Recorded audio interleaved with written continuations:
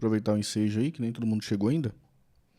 Salve, salve, galera. Estamos aqui para mais uma leitura da newsletter O Brasil Desvendado por Ciro Gomes, essa segunda, dia 2 de dezembro de 2024, número 71. Lembrando sempre que é importante financiar uma corrente de opinião independente, então acesse lá, cirogomes.com.br. R$20 por mês, vale super a pena. Vamos lá, então? Não esqueça de dar o like também nesse vídeo aqui, se inscrever e deixar um comentário aí. Pô, Tamir, não tenho o que comentar. Comente Epaminondas. Tamo junto. Editorial. Detesto encarnar o Mr. M, aquele chato que desmascarava os truques dos mágicos. Mas é impossível evitar a denúncia de das mais fuleiras das mágicas que já vi serem praticadas pelo prestigiador mor da República, o Luiz Inácio, tendo como seu partner Fernando Haddad. Essa newsletter já houvera antecipado que uma forte enganação estava em marcha, só não calculava que viesse tão tosca. Todos sabem do que estou falando, daquele ajuste fiscal que ia ser, não foi, mas acabou fundo, como disse em minha adolescência, um jogador do Guarani de Sobral, numa entrevista à rádio local, explicando como fizera o gol da vitória. Fiz que ia, não fui, mas acabei fundo. A dupla que ia, numa sequência de reuniões, sem nenhuma transparência, com banqueiros, Lula teria lhes prometido realizar o ajuste fiscal exigido, a se acreditar nas declarações favoráveis da banqueirada. Não foi, para seus ministros e para o PT e seus puxadinhos. Lula saiu prometendo que não aceitava impor ainda mais sacrifícios aos pobres. Leia-se, não mexeria no salário mínimo, nas aposentadorias, no BPC, nem nos mínimos constitucionais de saúde e educação. Acabou o fundo. Lula determinou o maior arroxo ao salário mínimo de todos os seus 5 mandatos. A mágica fuleira, Haddad vai à televisão com a sua cabeleira bem penteada e ganha as manchetes de nossa dadivosa grande mídia. Governo isenta de imposto de renda quem ganha até R$5.000 por mês. Governo vai cobrar mais imposto de renda de quem ganha mais de R$50.000 por mês. Aqui chamados de super ricos. A crer nessas manchetes, é como se a gente acreditasse mesmo que o mágico serra ao meio a mocinha de maiô. Tudo farsa, menos o arroxo nos já mais baixos salários mínimos das Américas, tirante as caóticas Venezuelas e Argentina. Nesta edição, tentaremos explicar as providências anunciadas, mas é necessário, antes de tudo, que se denuncie esta grosseira farsa. A providência popular, agradável à classe média, de aumentar a faixa de isenção do imposto de renda só vai valer, vai mesmo, tenho minhas dúvidas, para o longínquo ano de 2026, o ano eleitoral. Vinculada a ela, claro que a providência de incrementar o imposto de renda para os rendimentos superiores a R$600 mil por ano também só entraria em vigor no ano de 2026. Por que, então, proposta agora e em pronunciamento oficial em rede de TV? Claro que é para enganar a todos nós, os abestados, com licença tiririca, com o apoio sempre ridículo da mídia mestrada, tipo Sakamotos e Reinaldos. Porra. Abestrado, Sakamotos e Reinaldos. Mas as informações complementares disseminadas pelo mesmo tipo de pena controlada espalha também que a ordem de misturar alhos com bugalhos foi de Lula e teria tido a resistência do mercadista Fernando Haddad. Aqui, quem está enganando quem não importa. É o também velho e surrado truque do good cop versus bad cop. Policial bom versus policial mau. O que importa é que a decisão de arrochar o salário mínimo vale para já e repercutirá em toda a cadeia de seguridade social, entenda-se, do BPC à esmagadora maioria das aposentadorias e benefícios previdenciários, enquanto o anúncio barulhento de alguma progressividade no imposto sobre a renda só passa a vigorar, em tese, no ano eleitoral de 2026. Em tempo, a disciplinada reza aos seus patrões do mercado financeiro. Os presidentes do Senado e da Câmara já declararam que esta providência não prosperará se, como é óbvio que vai acontecer, o quadro fiscal do país não estiver sadio. Fica apenas o consenso de arrochar mais ainda os pobres, os desempregados, os aposentados, os idosos doentes, as crianças autistas, além dos orçamentos populares para a saúde e para a educação. O crime se aperfeiçoa com o fato, repetido, mas sempre chocante. A autoria da providência antissocial é pró-banqueiros e pró-banqueiros é, de fato, de Lula e do PT, Mas nada desculpa a omissão, seja, pior ainda, o apoio cego de tudo o que um dia se convencionou chamar de esquerda nesse país, inclusive a totalidade das centrais sindicais, a totalidade do movimento estudantil, a totalidade de artistas intelectuais. Quem tem uma esquerda calhorda, como a que temos, fica fácil entender porque a direita já insinua ganhar as eleições nacionais mais uma vez. Palavras duras, hein? O pacote. Vejam se resta alguma dúvida de quem atinge. No dia seguinte, a farsa televisiva, Haddad e sua banda convocam a grande mídia para explicar o conjunto de providências destinadas a alcançar o equilíbrio fiscal, exigido pelo baronato brasileiro. A meta explícita é de economizar 327 bilhões até o longínquo ano de 2030. No quadro abaixo, que toma emprestado do Poder 360, vê-se que nada menos que aproximados 110 bilhões serão economizados em cima das populações dependentes do salário mínimo. Simplesmente 1/3 de tudo, sendo que boa parte das outras providências é o que a gíria americana chama de peanuts, amendoins, quando querem falar de coisas menores ou irrelevantes. Ainda para o povo pagar, são previstos também até 2030 cortes na educação, mais especificadamente na contabilização do Fundeb, de nada menos do que 42,3 bilhões. Somados com o arroxo do salário mínimo, constata-se, então, que metade de todo o corte está em cima da população mais pobre que depende, por exemplo, da educação pública. O projeto de lei complementar anuncia uma economia de 39,3 bilhões em 5 anos nas emendas parlamentares. Ganha um terreno na lua quem acreditar que isso passa. E daí por diante o saco de maldade de Lula é só oportunismo e amendoins. Nada a ver com o corte de gastos.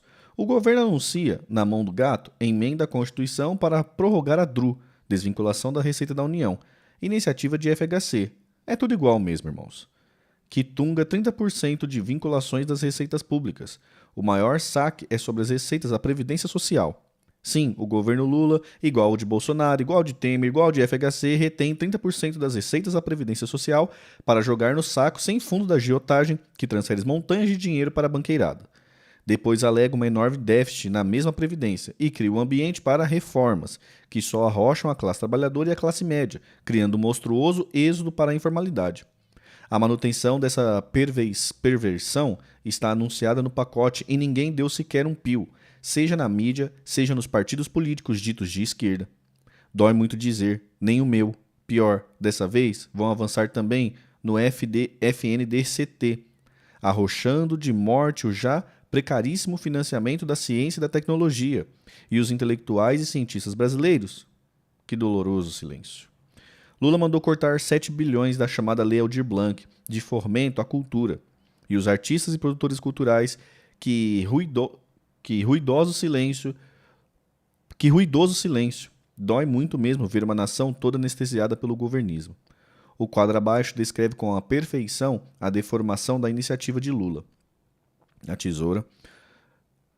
Revisão de gastos, saiba como o governo quer economizar 327 bilhões até 2030.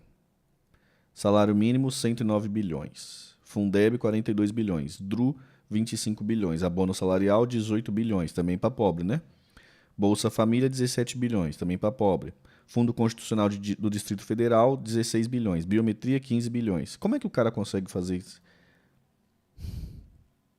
A biometria? Como é que vai fazer o cálculo da biometria? Meu Deus.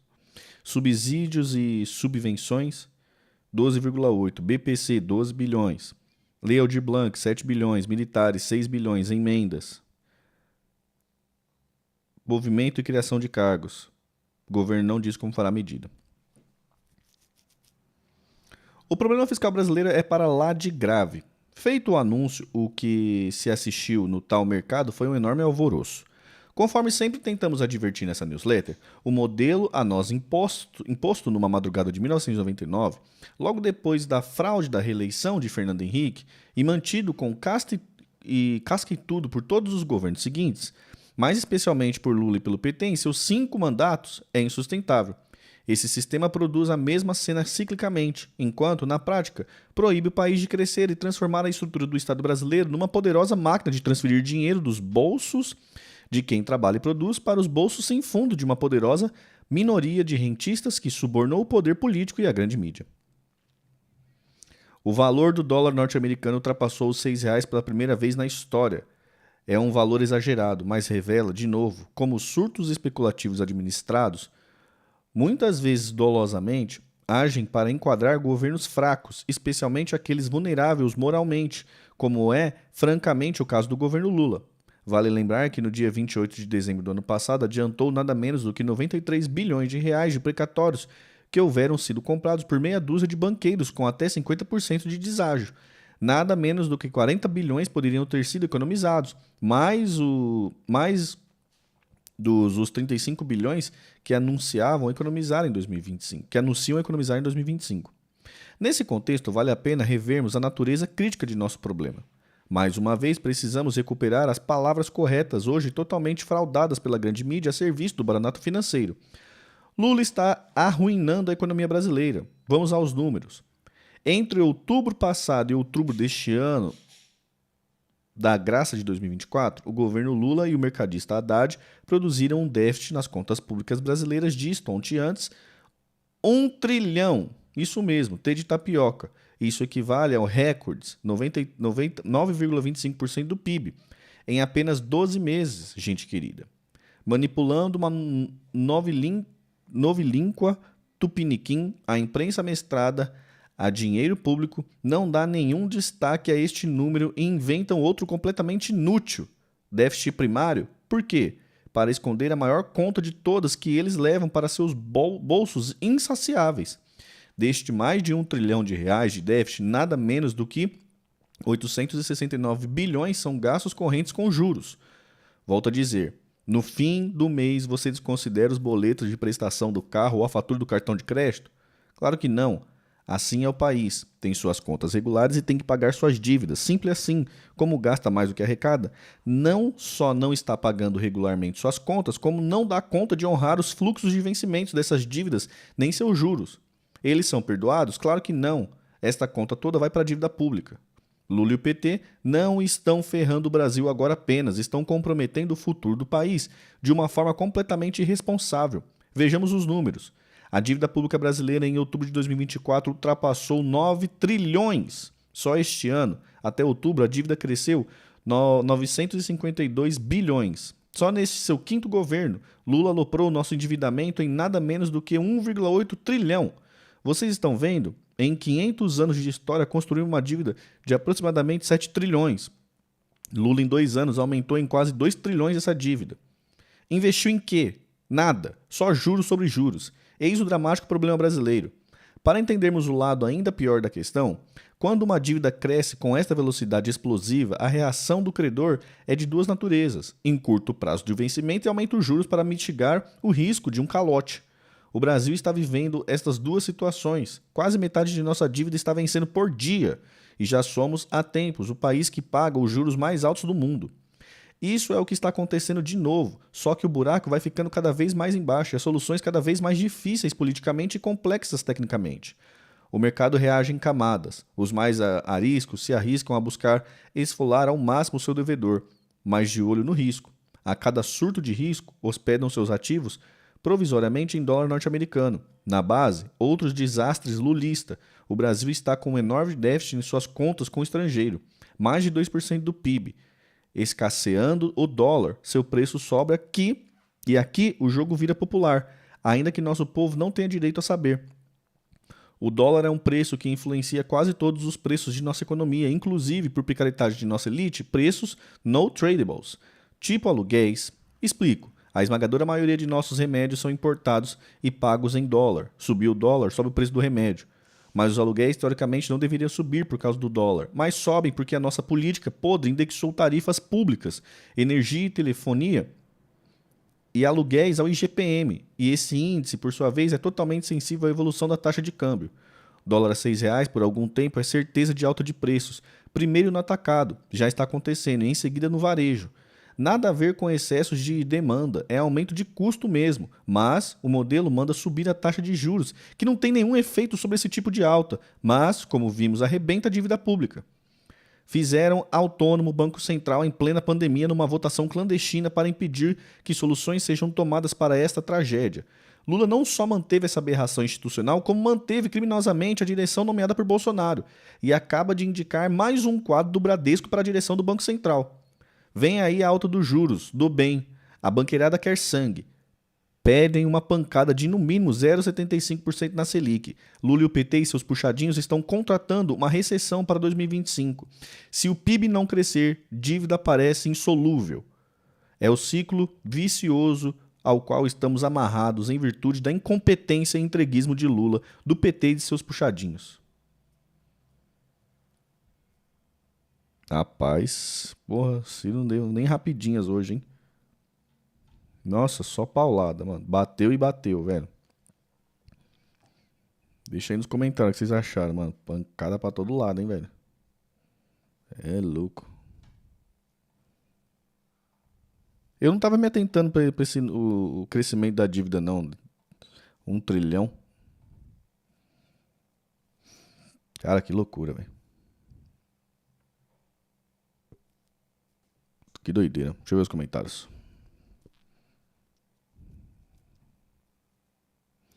O que vocês estão